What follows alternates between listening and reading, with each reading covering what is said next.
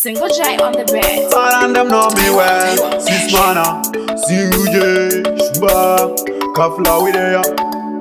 Ndamboza makuna waste ndapinda busy as they say easy kuraraga na usipo kuzo ita 40 the easy 40 na easy kunge Jesu akazanya msango manje ndabuda mbavu ndapera zafu ndiri kuda kucha chipinde chikafu daiwa uya one day zvaroka na half maybe moyo wangu ngatura befu wangu uchandigaya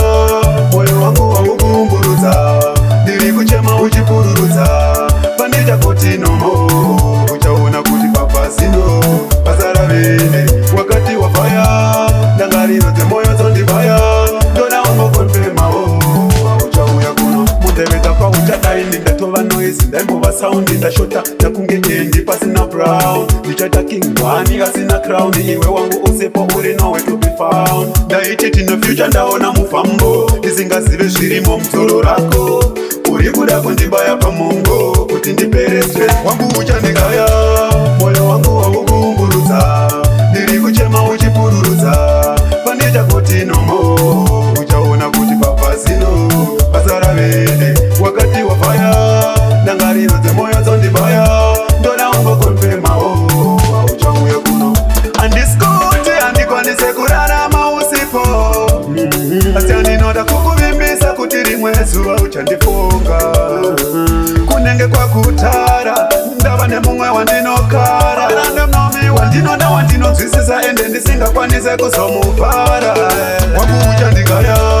moyo wangu waukumburudza ndiri kuchema uchipururudza pandita kuti nomo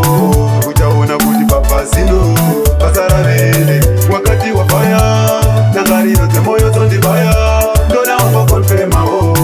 uchauya kuno ndamboza makuna waste ndapinda busy azvisi easy kudara kana usipo kuzoita 40 the easy 40 na easy kunge Jesu akazanya msango manje ndabuda mbavu ndapera zafu ndiri kuda kucha chipinde chikafu daiwa uya one day zvaroka na half maybe moyo wangu ngatura befu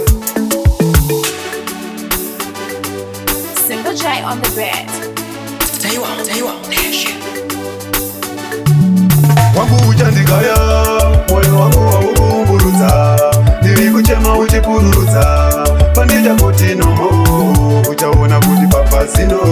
pasara vende wakati wa faya ndangariro dzemoyo dzondibaya